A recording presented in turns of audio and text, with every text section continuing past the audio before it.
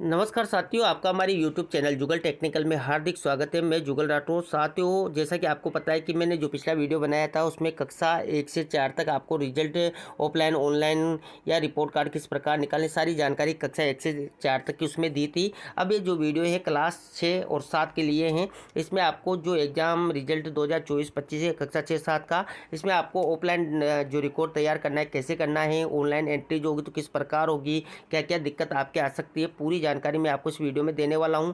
साथ ही जो report card हैं वो आपको किस प्रकार डाउनलोड करने होंगे, पूरी जानकारी आपको कक्षा 6-7 के एग्जाम की इस वीडियो में मिलने वाली है। तो कंप्लीट पूरा वीडियो देख के, और आप हमारे चैनल पे नए और अभी तक आपने हमारे चैनल को सब्सक्राइब नहीं किया तो चैनल को सब्सक्राइब करें, बेल आइकन प्रेस करके ऑल पर जरूर क्लिक करें, क्योंकि इसी लेटेस्ट जानकारी मैं आपको लगातार देता रहता हूँ। तो शुरू करते हैं।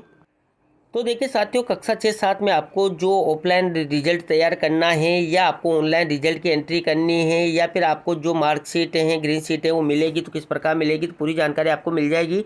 तो सबसे पहले हम बात करते हैं कक्षा 6-7 की जो मार्क्स डिस्ट्रीब्यूशन है और आपको जो ऑनलाइन एंट्री करनी है, ऑफलाइन एंट्री करनी है। तो देखिए सबसे पहले शुरू करते हैं कक्षा 6-7, जहाँ पर दक्षता आधारित आकलन प्रथम यानी कि 20 अंक जनवरी 2025 में हिंदी, अंग्रेजी, गणित विषयों के साथ हुआ है तथा अर्धवार्षिक परीक्षा में पूर्व में दिसंबर 2024 में 17 अंकों का हो चुकी थी का निर्धारण अब अर्धवार्षिक परीक्षा 50 अंक 35 सैद्धांतिक और 15 मौखिक के अनुसार होगा। यानी कि यहाँ पर ये चीज़ इसलिए बताई गई है कि अर्धवार्षिक परीक्षा पहले हो चुकी थी, उसके बाद जो दक्षता आधारित आकलन है वो बाद में आया और वो 20 अंकों का था। तो यहाँ पर जो अंक थे वो बदल चुके हैं। पहले 17 अंक की अर्धवार्षिक परीक्षा हो चुकी थी, तो अब एमएसआर आने के बाद इसको 50 अंक का ही कर दिया गया, जिसमें 35 जो लिखित और 15 मौखिक के अनुसार होगा और 20 अंक जो दक्षता आधारित आकलन प्रथम के कुल 17 अंकों की होगी।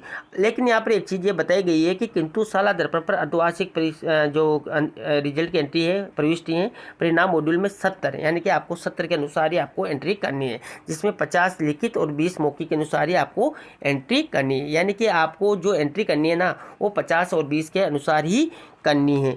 अब ध्यान याद ये रखना है आपको कि जब अर्धवार्षिक परीक्षा की गणना यानी कि जब रिजल्ट की गणना की जाएगी तो 50 अंकों के अनुसार ही की जाएगी, जिसमें 35 लिखित और 15 मौखिक के अनुसार हो जाएगी। यानी कि इस प्रकार आपकी जो है गणना ऑटोमेटिक जब रिजल्ट जारी होगा तो उसमें इस प्रकार इसकी गणना कर दी जाएगी। अब यहाँ पर समस्या ये आ रही है कि जब आप ऑफलाइन रिकॉर्ड तैयार कर रहे हैं तो आपको वहाँ पर जब अर्धवार्षिक की एंट्री करनी है तो 50 के अनुसार करनी है या 70 के अनुसार करनी है, क्योंकि आपने रिजल्ट एंट्री तो 70 के अनुसार कर दी और जब आप रिजल्ट तैयार कर रहे हैं तो 70 के अनुसार करें या 50 के अनुसार करें, क्योंकि हमें सारे एग्जाम भी हो चुका है। तो यहाँ पर आपको देख लेना है जो डिस्ट्रीब्यूशन है, मैं आपको बता देता हूँ एक बार। देखिए यहाँ पर जो मार्क्स डिस्ट्रीब्यूशन है जिसमें आप देखेंगे तो फर्स्ट टेस्ट, सेकंड टेस्ट और थर्ड टेस्ट तीनों आपने लिए हैं और 10-10 अंकों के हैं। और हाफ ईयरली में यहाँ पर जो पहले तो आपने 70 अंकों का लिया था यानी कि 50-20 के अनुसार लिया था, लेकिन इसको चेंज करके 35-15 जो है अर्धवार्षिक में कर दिया गया है। और एनुअल एग्जाम में जो 20 अंक का तो जो CBA होगा यानी कि CBA 2 होगा वो 20 अंकों का होगा और 80 अंक का आपका जो हिंदी का रहेगा, जिसमें 50 लिखित और 30 मौखिक रहेंगे। इसी प्रकार अंग्रेजी मैथ्स में भी वही रहेगा तीनों की, क्योंकि यहाँ पर CBA एग्जाम होगा और जो अन्य सब्जेक्ट के वो 100 अंकों के हैं तो उसमें 70-30 का लिखित मौखिक रह जाएगा। तो इस प्रकार डिस्ट्रीब्यूशन है, डिस्ट्रीब्यूशन आप चेक कर सकते हैं यहाँ पर और इसके अकॉर्डिंग आपको जो है सारा कार्य करना है। अब साथियों, आप जब ऑफलाइन रिकॉर्ड तैयार कर रहे हैं तो आपकी सबकी समस्या यही आ रही है कि आप जो है 70 के अनुसार एंट्री करें या 50 के अनुसार एंट्री करें। तो मैं आपको बता दूं कि आप इसकी एंट्री अभी छोड़ दें, क्योंकि जब इसका आप ऑनलाइन एंट्री कर देंगे, आपने 70 के अनुसार एंट्री आप एल की कर दी है, जब वो रिजल्ट जारी करेंगे तो वहाँ से मार्क्स डिस्ट्रीब्यूशन जो भी होगा उसके अकॉर्डिंग आपको जो अपने रजिस्टर आपने तैयार किया है, ऑफलाइन रिकॉर्ड तैयार किया है, उसमें आपको कर लेनी है। और वैसे भी विभाग के द्वारा कहा गया है कि जो मार्कशीट और ग्रीन शीट आपको 2 प्रकार की मिलती है। मार्कशीट जो बच्चों को देनी होती हैं और जो ग्रीन शीट है वो आपको अपने विद्यालय में रिकॉर्ड में रखना होता है। उसके बेस पर ही आप जो है रिजल्ट तैयार कर सकते हैं या उसको ही रिजल्ट के रूप में आप अपने विद्यालय में रख सकते हैं। तो जब आपकी ग्रीन शीट जारी होगी उसके अकॉर्डिंग आपको जो आपका रजिस्टर आप मेंटेन कर रहे हैं, रिकॉर्ड मेंटेन कर रहे हैं, उसमें आपको एंट्री कर लेनी है, जिसमें आपके आप ये की जो भी वो उसको करेंगे, सेटल करेंगे, उसको आप देखकर फिर अपने रजिस्टर में तैयार उस प्रकार कर सकते हैं।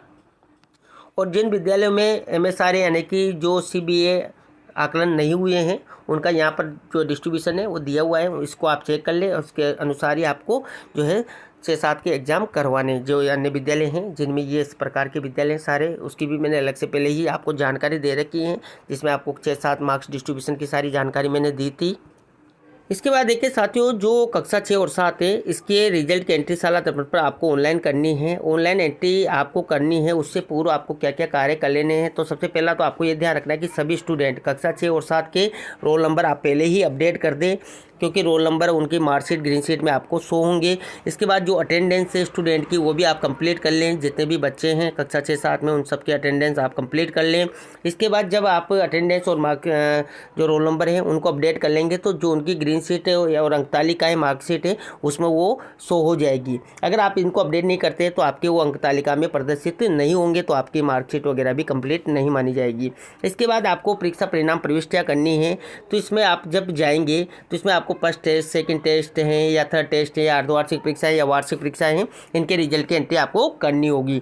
जब रिजल्ट एंट्री आप करते हैं तो हो सकता है कि आपके स्टूडेंट उसमें कम या ज़्यादा शो हो, या हो सकता है आपको नो रिकॉर्ड फाउंड भी मिल सकता है। इस स्थिति में आपको कुछ नहीं करना, रिसेट डाटा करना होगा। रिसेट डाटा आप जिस भी एग्ज़ाम का एंट्री कर रहे हैं और उसमें आपके स्टूडेंट कम ज़्यादा या नो रिकॉर्ड फाउंड आपको मिल रहा है, तो आप जो है रिजल्ट रिसेट डाटा उसमें जाकर उनको अपडेट रिजल्ट डाटा साइन कर देंगे, तो जो स्टूडेंट आपके नहीं आ रहे थे वो सब आपको मिल जाएंगे।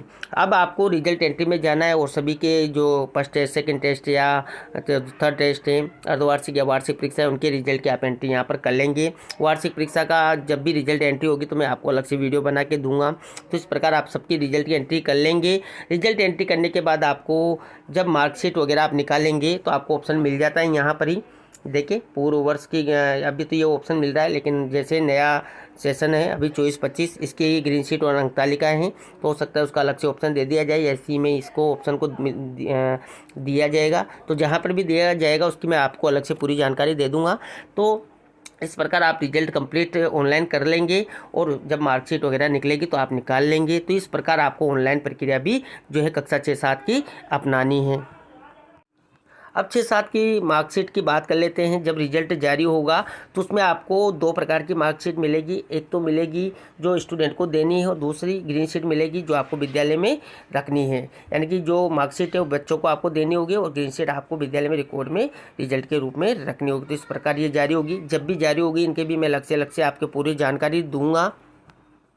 तो ये थी साथियों यहाँ पर कक्षा 6-7 की रिजल्ट को लेकर पूरी जानकारी। आपको हमारी जानकारी कैसी लगी? जानकारी अच्छी लगी तो लाइक शेयर करें, और अभी तक आपने हमारे चैनल को सब्सक्राइब नहीं किया तो चैनल को सब्सक्राइब करें, बेल आइकन प्रेस करके ऑल पर जरूर क्लिक करें, क्योंकि ऐसी लेटेस्ट जानकारी मैं आपको लगातार देता रहता हूँ। धन्यवाद साथियों।